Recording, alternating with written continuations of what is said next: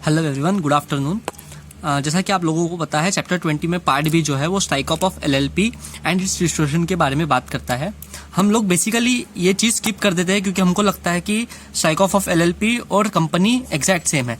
जी, आप मतलब ये बिल्कुल सही है कि एग्जैक्ट सेम है, पर हम इसको स्किप करते समय भूल जाते हैं इसको पढ़ना और पेपर के समय कुछ भी याद नहीं आता। इसमें से एक 3 मार्कर या एक 5 मार्कर क्वेश्चन आराम से बनेगा। इस एग्जाम में तो बिल्कुल बनेगा। तो मैं आप लोगों को ये पटाख से रिविजन करा दूंगा। इसमें ज़्यादा कुछ पढ़ने लायक है नहीं। अगर आप ये वीडियो देख भी लेंगे तो भी आपका पेपर में क्वेश्चन सॉल्व हो जाएगा। इसमें 2 इंपॉर्टेंट रूल्स जो मैंने निकाले हैं वो आपको याद करने हैं। एक इंपॉर्टेंट फॉर्म, जिसमें फॉर्म 24 एप्लीकेशन के लिए और फॉर्म 8 और 11 एनुअल फाइलिंग के लिए यूज होता है। इसमें 3 ही फॉर्म याद रखना है अपने को, बाकी कोई फॉर्म याद नहीं रखना है। जैसे कंपनी के केस में इतने सारे फॉर्म्स थे, STK1, STK2, STK3, STK4, STK5, STK6, STK7, STK8, अपने को यहाँ पे कोई याद नहीं रखना है। और जहाँ जहाँ कंपनी के फॉर्म में कंपनी के प्रोसीजर में 30 दिन लिखा हुआ है, यहाँ पे 1 मंथ अपने को कैरी करना है। वैसे 30 दिन और 1 मंथ का मेरे को लॉजिक पता नहीं है, पर जहाँ जहाँ 30 दिन लिखा हुआ है यहाँ पे 1 मंथ कैरी करना है। सेक्शन 75 जो है वो डील करता है इन प्रोविजंस के साथ। तो अपने को कोई भी आंसर स्टार्ट करने से पहले अपने को ये सेक्शन बस मेंशन कर देना है, इससे वेटेज अच्छा आएगा।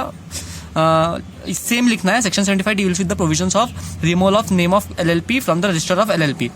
अब 2 तरीके से एलएलपी का नाम रिमूव हो सकता है। एक सुओ मोटो आरओसी, अगर आरओसी चाहे तो खुद से निकाल सकता है, और दूसरा एप्लीकेशन कर सकती है एलएलपी आरओसी को।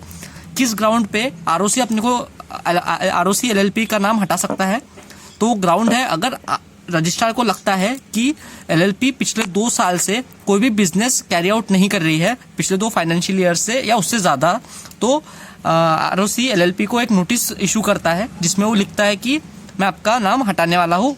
और एप्लीकेशन अगर कंपनी देना चाहे, एलएलपी देना चाहे, आई एम सो सॉरी, तो अगर एलएलपी पिछले 1 साल से कोई भी बिजनेस कैरी नहीं कर रही है, कोई भी ऑपरेशन नहीं कर रही है, तो कंपनी खुद भी आरओसी को अप्लाई कर सकती, एलएलपी खुद भी आरओसी को अप्लाई कर सकती है अपना नेम रिमूवल करने के लिए। तो हम सबसे पहले प्रोसीजर करेंगे आरओसी सुओ मोटो का, क्योंकि आरओसी सुओ मोटो के 3 पॉइंट एग्जैक्ट सेम है एलएलपी एप्लीकेशन के लिए भी। तो आरओसी के ये जो ग्राउंड है, इसके बाद आरओसी अपने को एक नोटिस भेजता है। फिर वो नोटिस को अपने को रिप्लाई करना पड़ता है एलएलपी को, आरओसी को। फिर आरओसी उस नोटिस को कंसिडर करता है, उस नोटिस की रिप्लाई को कंसिडर करता है। अगर वो सेटिस्फाई हुआ उससे तो नेम रिमूवल होगा नहीं, क्योंकि अपने को ओबीएच दी गई है कि आप लोग बताइए कि हम आपका नाम क्यों नहीं हटाए। तो अगर आरओसी सेटिस्फाई हो जाता है आपके रीजन से तो आपका नाम नहीं हटाएगा, पर अगर सेटिस्फाई नहीं होता है तो वो स्ट्राइक ऑफ के लिए प्रोसीड करेगा। फिर नेक्स्ट स्टेप करेगा कि पब्लिकेशन ऑफ नोटिस।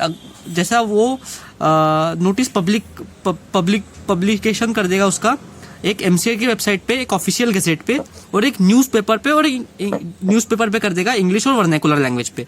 ये जो पब्लिकेशन है ये वो इसलिए करेगा क्योंकि जनरल पब्लिक को अगर कोई ऑब्जेक्शन रेज करना है तो वो 1 मंथ के अंदर अंदर, जैसे मैंने यहाँ पे 30 डेज लिखा हुआ था, बाद में मुझे याद आया कि यहाँ पे 1 मंथ कैरी करना है, तो 1 मंथ के अंदर अंदर अगर कोई भी क्रेडिटर, जनरल पब्लिक या कोई भी अदर एडजुडिकेटिंग, कोई भी रेगुलेटरी अथॉरिटी, अगर किसी को भी प्रॉब्लम हो इस नेम रिमूवल से, तो वो अपने सारे के सारे ऑब्जेक्शन आरओसी को भेज सकता है। फिर बाद में अगर कोई भी रिप्लाई नहीं आया है या कोई ऑब्जेक्शन नहीं आया है 1 मंथ के अंदर अंदर, तो रजिस्ट्रार जो है वो स्ट्राइक ऑफ के लिए आगे बढ़ता है। फिर बाद में वो सेटिस्फाई करता है खुद को कि सारी प्रोविजंस बनाई गई है, रियल जो भी अमाउंट ड्यू है एलएलपी से वो रियलाइज होने के लिए। सबसे पहले वो पार्टनर से, सारे डिजिग्नेटेड पार्टनर से और अदर पार्टनर से और कोई भी मैनेजमेंट पर्सन से वो एक डिक्लेरेशन लेता है। फिर आरओसी खुद को सेटिस्फाई करता है कि सारे सफिशिएंट प्रोविजन बनाए गए हैं कि नहीं गए हैं। फिर एलएलपी को आरओसी बताता है कि आपकी जो भी लायबिलिटीज राइज होंगी उसको सेट ऑफ करने के लिए, उसको डिस्पोज करने के लिए, उसको डिस्चार्ज करने के लिए आपकी असेट्स हमको अवेलेबल करानी पड़ेंगी, even after removal of name. नाम रिमूव होने के बाद भी आपकी असेट हमारे लिए अवेलेबल करानी पड़ेगी।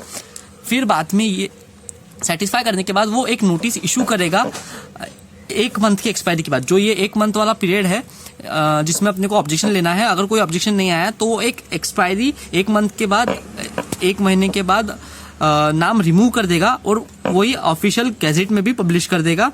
और जो डेट ऑफ पब्लिकेशन रहेगी उसी तारीख से एलएलपी डिसॉल्व हो गई है ऐसा हम मानेंगे। ये हो गया सुओ मोटो आरओसी का प्रोसीजर। हम करेंगे application by LLP to ROC. जैसा कि मैंने आपको बताया कि इसका एक ग्राउंड है कि अगर एलएलपी पिछले 1 साल से कोई भी बिजनेस और ऑपरेशन कैरी आउट नहीं कर रही है तो वो अपने नेम रिमूवल के लिए आरओसी के पास एप्लीकेशन कर सकती है। उसके लिए एक प्रोसीजर है। तो प्रोसीजर ऐसा है कि एक पार्टनर्स की मीटिंग लेनी पड़ेगी जिसमें सारे पार्टनर्स का कंसेंट लिया जाएगा और एक पार्टनर को ऑथराइज किया जाएगा एप्लीकेशन करने के लिए। एप्लीकेशन जो है वो फॉर्म 24 में होगी। ये सबसे इंपॉर्टेंट फॉर्म है। इसमें अपने को बस यही एक फॉर्म याद रखना है, फॉर्म 24। फिर बाद में इसमें ऐसा है कि फॉर्म 8 और फॉर्म 11 में जो एनुअल फाइलिंग होती है LLPs की, वो कोई भी पेंडिंग ना हो up to date of seizure. जहां तक अपन ने बिजनेस चलाया है वहां तक की सारी एनुअल फाइलिंग्स एकदम क्लियर हो जानी चाहिए। इसमें कोई भी पेंडेंसी रही तो आप अप्लाई नहीं कर पाएंगे। फिर एक एफिडेविट लेना पड़ता है सारे पार्टनर्स से कि हम लोग रिमूव कर रहे हैं, हमने बैंक अकाउंट जो है वो बंद कर दिया है, हमने कोई भी बिजनेस कैरी आउट नहीं किया था, हमने जो बिजनेस कैरी आउट किया था वो इस डेट तक किया था और अभी फिलहाल कोई भी पेंडेंसी नहीं है, कोई भी सूट नहीं है। ऐसा एक एफिडेविट होता है, वो पार्टनर से लेना पड़ता है। फिर एप्लीकेशन के साथ हमको क्या क्या अटैच करना पड़ता है डॉक्यूमेंट्स, तो उसमें से सबसे पहला है स्टेटमेंट ऑफ अकाउंट। हमको एप्लीकेशन के साथ में एक चार्टर्ड अकाउंटेंट से स्टेटमेंट ऑफ अकाउंट लेना पड़ता है जो कि सीजर के डेट का अपने को फाइनेंशियल पोजीशन बताता है LLP का। फिर बाद में कॉपी ऑफ ITR, जो अपन ने इनकम टैक्स रिटर्न फाइल किया होगा वो अपने को कॉपी इसमें ऐड करनी पड़ती है टिल डेट ऑफ सीजर, मतलब जहां तक बिजनेस बंद हुआ है वहां उस लेटेस्ट वाली कॉपी लगानी पड़ती है। फिर copy of initial LLP agreement, जो हमने इनिशियल LLP एग्रीमेंट बनाया था उसकी एक कॉपी अलॉन्ग विथ चेंजेस। अगर कोई अमेंडमेंट हुआ है, कोई पार्टनर रिमूवल हुआ है तो उसकी कॉपी भी देनी पड़ेगी। इसके साथ में हमको एफिडेविट, जो हमने एफिडेविट लिया था पार्टनर से, वो एफिडेविट लगाना पड़ता है। Copy of application specifying the reason, जो हमने एप्लीकेशन फॉर्म 24 बनाया है उसका कॉपी, एक कॉपी उसके साथ में उसके रीजन बताने पड़ेंगे कि हम क्यों अप्लाई कर रहे हैं नेम रिमूवल के लिए। और एक कॉपी ऑफ अथॉरिटी, मतलब जो अपन ने अथॉरिटी दी थी जो पार्टनर को, उसका अथॉरिटी लेटर का कॉपी लगेगा जिसपे सारे पार्टनर्स की साइन हो, वो भी हमको एप्लीकेशन के साथ भेजनी पड़ेगी। बाद में जैसे कि हमने पढ़ा था कि एक पब्लिकेशन ऑफ नोटिस रहता है और एक आरओसी प्रोविजन करता है रियलाइजेशन अमाउंट ड्यू के लिए और उस नोटिस ऑफ डिसोल्यूशन। तो ये सेम 3 पॉइंट जो है वो यहाँ के ही है। जैसे वो अपना एक पब्लिकेशन करेगा MCA के वेबसाइट पे, ऑफिशियल गजीट में, इंग्लिश न्यूज़पेपर में, वर्नैकुलर लैंग्वेज पे।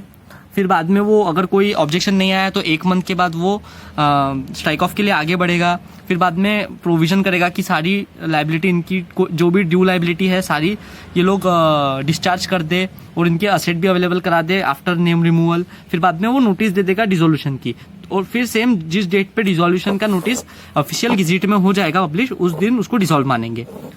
अब ये जो है ये 2 मेन प्रोसीजर थी। इसके बाद अपने को कुछ कॉस्मेटिक पॉइंट्स याद रखना है। कॉस्मेटिक पॉइंट्स ऐसा है कि लाइबिलिटीज ऑफ पार्टनर, जो पार्टनर्स की लाइबिलिटी होती है वो अगर कोई अराइव होती है आफ्टर नेम रिमूवल तो हम उसको ऐसा मानेंगे कि LLP डिसॉल्व नहीं हुई है, LLP डिसॉल्व नहीं हुई है, उसके पहले जैसी उनकी लाइबिलिटीज थी वैसी की वैसी उन पर इन्फोर्स की जाएगी।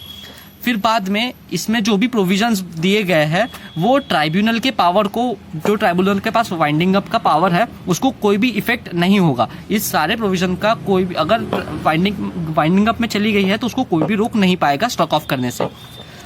इसमें एक प्रोविजन दी गई है रिस्टोरेशन के लिए। तो रिस्टोरेशन के लिए एक्चुअली कोई रेमेडी नहीं है वैसे। अगर आरओसी को ऐसा लगता है कि जब आरओसी ने उसका नाम हटाया LLP से तब LLP एक्टिव थी, आरओसी ने रजिस्ट्रार से नाम हटाया तब LLP एक्टिव थी, या कोई भी गलती से हटा दी गई है या पार्टनर्स ने कोई इनकरेक्ट इन्फॉर्मेशन भरी है उसकी वजह से नाम हटाया, तो कोई भी रेमेडी एज सच अवेलेबल नहीं है इस एक्ट में या LLP के रूल्स में। बट पार्टनर्स फिर ऐसे केस में अप्लाई कर सकते हैं जुरिस्डिक्शनल हाई कोर्ट को। किस लिए? एक रिट पिटीशन फाइल करने के लिए, article 226 of constitution of India के लिए, मतलब रिस्टोरेशन के लिए कॉन्स्टिट्यूशन ऑफ इंडिया में जो रिट पिटीशन दी गई है उस रिट पिटीशन के अंदर फाइल कर सकते हैं। अब रिट पिटीशन आप अपने JIGL के सर को पूछना, ये मैं नहीं बताऊंगा मेरे, ठीक है। और एक आखिरी इसमें एक पॉइंट है कि एक LLP सेटलमेंट स्कीम लाई थी गवर्नमेंट ने, वो एप्लीकेबल थी 1 अप्रैल 2020 से 30 सितंबर 2020 तक। मुझे लगता है इस पर कोई क्वेश्चन नहीं आएगा क्योंकि ये तो एक्सपायर हो गई है। तो 1 अप्रैल 2020 से लेकर 30 सितंबर 2020 तक ये एप्लीकेबल थी। ये स्कीम ऐसी थी कि कोई भी डिफॉल्टिंग LLP है उसके लिए 1 टाइम कंडोनेशन, जिसमें एक टाइम उनको माफ कर दिया गया था। कोई भी उनका डीले पेंडिंग स्टैट्यूटरी डॉक्यूमेंट थे जैसे कि एनुअल फाइलिंग हो गई और अदर एनी डॉक्यूमेंट जो उनको फाइल करना चाहिए था वो उन्होंने किया नहीं, तो उसके लिए जो पेनल्टी थी वो कंडोन कर दी गई थी। ताकि एलएलपी के रजिस्ट्रार के पास जितनी भी सारे डिफॉल्टिंग एलएलपीज है उनका डाटा बराबर मेंटेन रहे।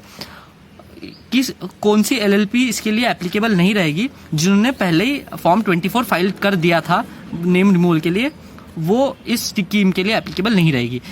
ये बस इतना ही सेक्शन है। अगर ये इतना ही सेक्शन है, अगर आप इतना वीडियो भी देख लेंगे तो आपका ये चैप्टर, और इसमें जो स्ट्राइक ऑफ कंपनीज वाला है, इसमें बस सेम, उसमें भी सेम प्रोसीजर है, बस उसमें आपको STK2, STK3, STK4, STK5, STK6, STK7 और STK8 ये फॉर्म्स बराबर जहाँ जहाँ स्टेप्स है वहाँ पे आपको मेंशन करने पड़ेंगे।